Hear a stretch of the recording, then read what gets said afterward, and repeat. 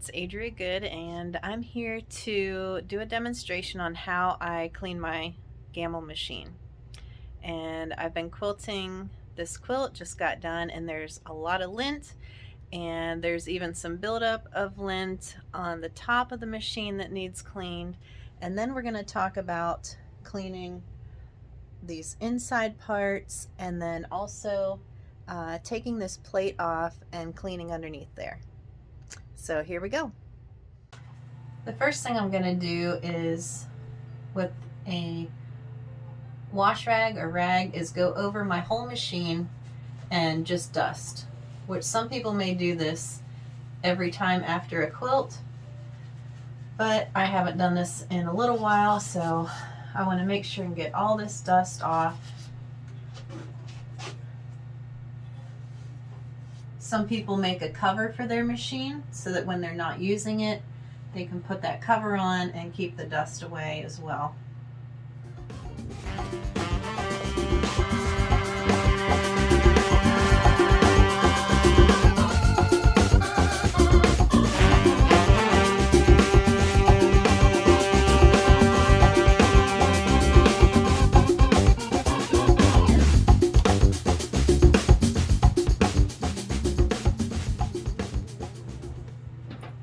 You can also buy one of those cans of air and use that to get some of this dust off too.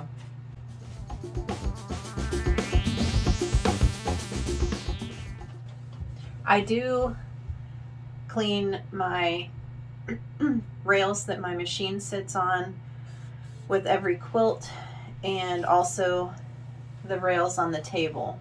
Those are really important to keep clean so that you don't have any wobbles in your quilting, because you can hit just a little chunk of lint or string and that can mess up your quilting.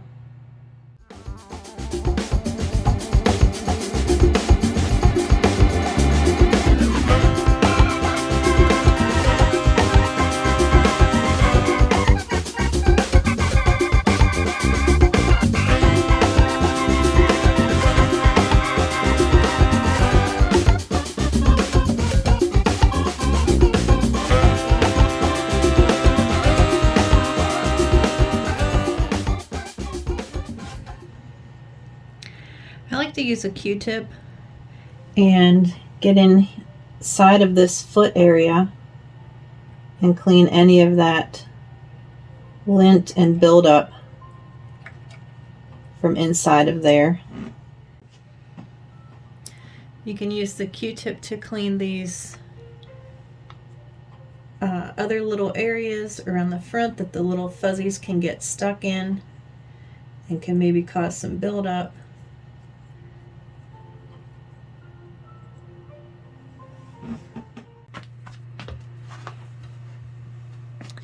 I'm going to take my bobbin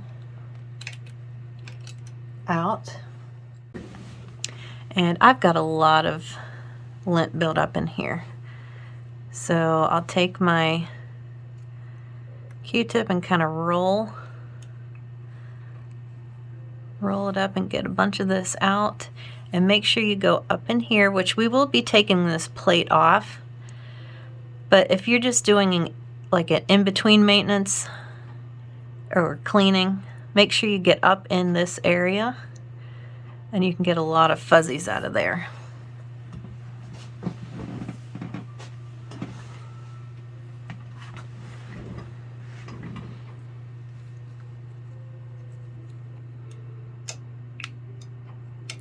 Then inside, you can get a buildup all in here. And I do realize that this got really fuzzy during this quilt job that I just did.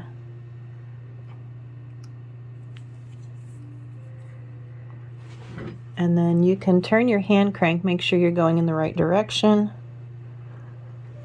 And it can sometimes reveal even more fuzzies. And we'll get a little more in depth once we get that throat plate off.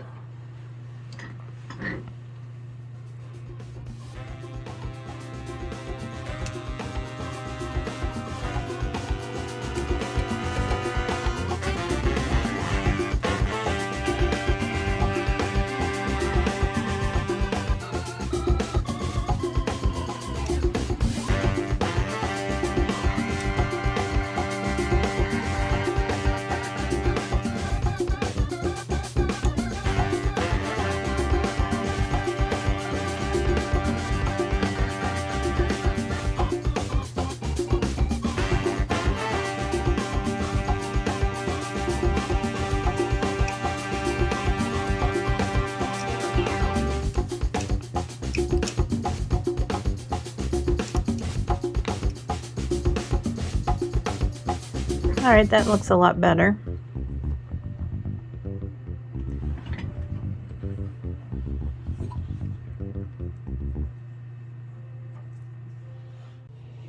I'm gonna make sure my needle is up all the way.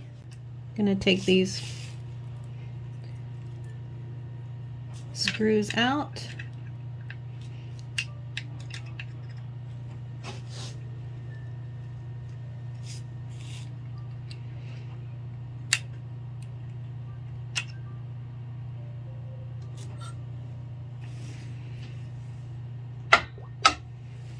Since I have channel locks, I'm going to go ahead and lock my machine so it's not going to try to roll away from me.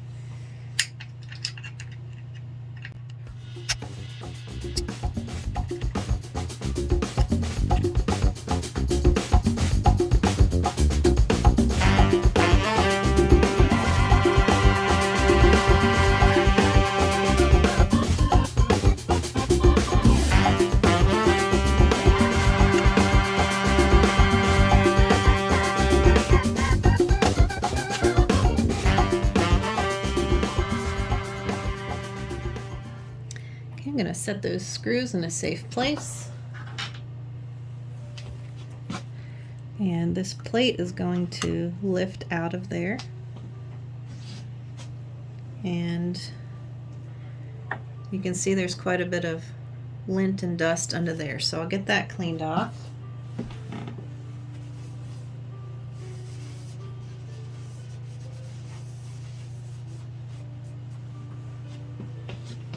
Just with a little wipe of our rag, that has come nice and clean.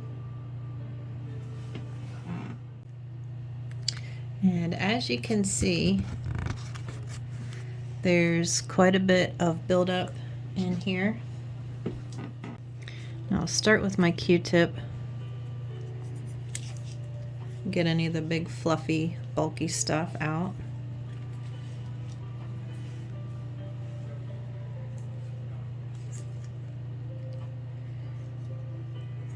You can do this with your home machines too, and we usually joke around about who has the dirtiest machine.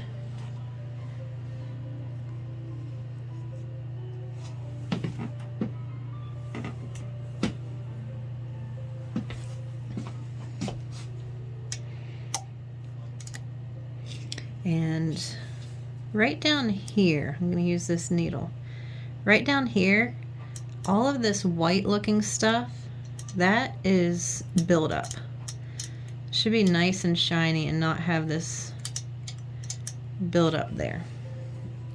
So I use my Q-tip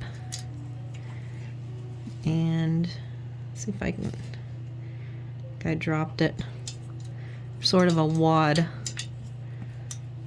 of buildup that I got off of there.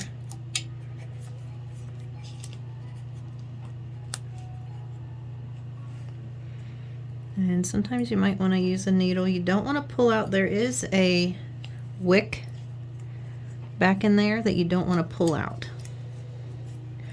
And that did happen to me once, but I was able to get it back in correctly. So you may need to take a needle or a pin and scrape some of that off. There's also little tiny holes right in here, and you can clean those little bits out too. Once I get what I can see pretty much cleaned, then I will use my crank to turn, and that'll open up more area that needs cleaned up. It'll move this out of the way. So again, I'm going in and cleaning out any of these little spots that collect the lint.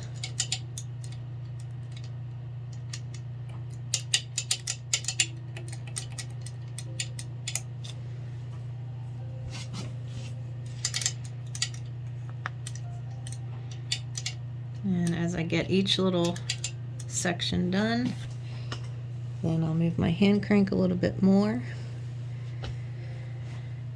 and I can see right down in here there's another little build-up area.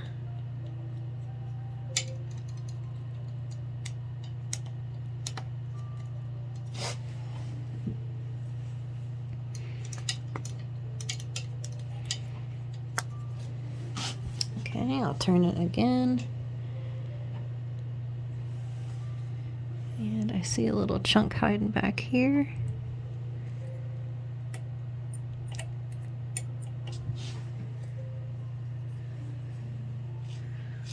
Clean off this area.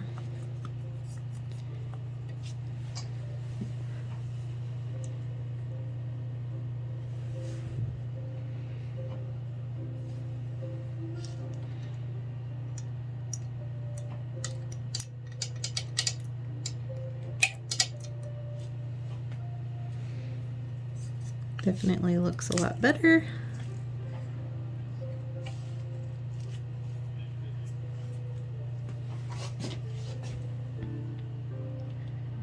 Yeah, that's my wick back in there. It does have a little lint ball stuck to it here. There we go. Can get that loose. And make sure that that wick is back in there where it should be. Okay, so that looks much better.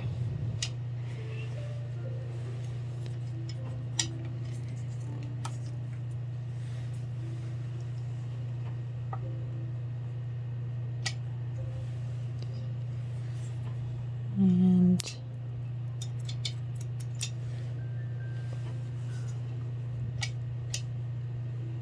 yep, I see lots of good shiny area. We're getting rid of any of those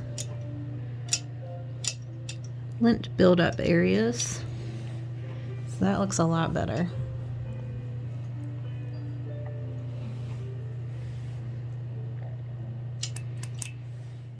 Now we're back inside here again, and we've knocked some stuff loose. So here's a big chunk that needs rid of. And in these little holes sometimes you can get a bit out.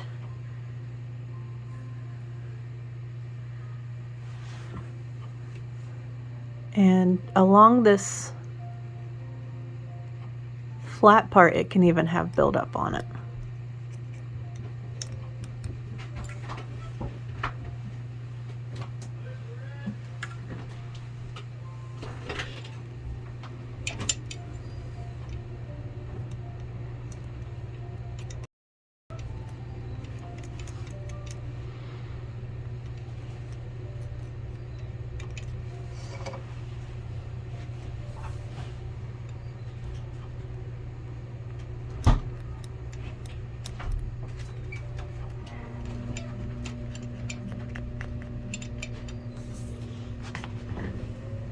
So we're going to get as much as we can see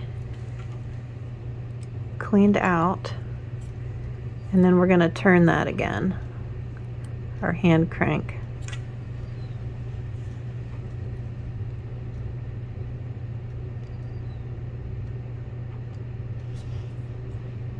All right, let's give it a little bit of a turn right here. Here's a real close-up of what I'm doing. See this layer of lint? I want to get all of that out of here. And this is a little embarrassing because this is very linty. So you can see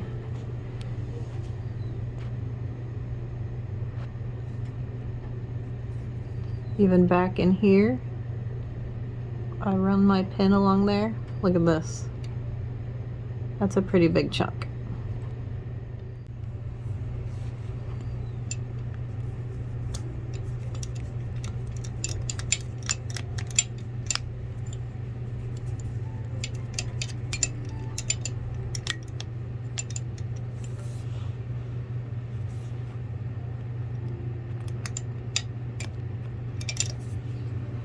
I'm gonna turn my crank again. Let's see if I see any more areas that I can clean.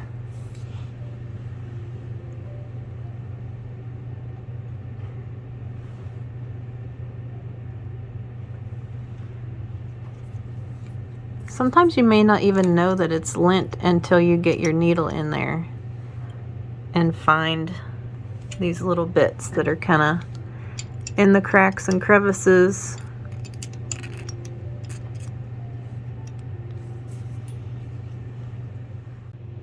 So that is looking much better inside there. I see another little spot up here. That buildup right there. Get that off. I'll use my Q-tip for that. Sorry, it's a little shaky. It's hard to get my camera this close. There.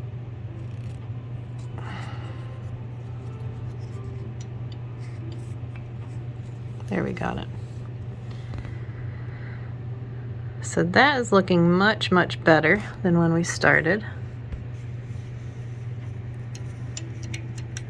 Make sure we get that kind of a back plate area.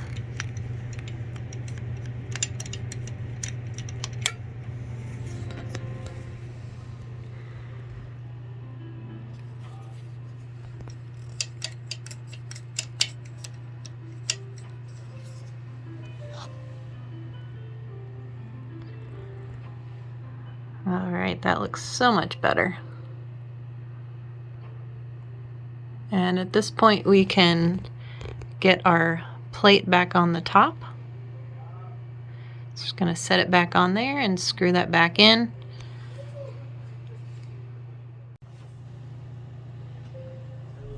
All right, so we placed the plate back on and we're just gonna hand screw each of the 4 screws in part way, and then just kind of tighten them all at the same time. So we're going to tighten this one a little bit, then here, here, and here until you get them all completely tightened. And you just don't want to do one screw and tighten it the whole way, or you may have trouble getting your plate to fit right. So hand screw them in and then kind of take turns putting them down until they're all 4 tight. We want to make sure that our bobbin case is also clean. Now that one I do in between each time I change my bobbin out, and that is very, very important. For your stitches to look right, you want to have a clean bobbin case. I hope this video was helpful to show you all those little places that those fuzzies could be hiding, and don't be afraid to take that plate off, clean it around there. I know the first time I did that was a little scary. It was like, I don't want to mess anything up, but just don't mess with the wick that is inside. And if you do happen to pull it out, you can either find another YouTube video online to help you get that back in, or you could call your dealer and they'd be happy to walk you through getting the wick put back where it belongs. So I hope you enjoyed this video, and I just want to thank you for watching my YouTube channel, and many of you have been watching it for quite some time. I don't usually do a talk through tutorial type video, but I did want to show you guys that do have the Gammill how you can clean that inside, because it really does matter, and it helps keep your machine running smoothly. So I hope you've enjoyed this video, and if you haven't yet, you can go and check out my online courses. I started putting out courses in July of last year, and throughout this whole year I'll be putting some new courses out there, and I will be putting out a feathers course. It'll probably be in 3 different parts, and start with simple and work up to advanced feathers. So thank you so much for watching, and I will see you on the next video.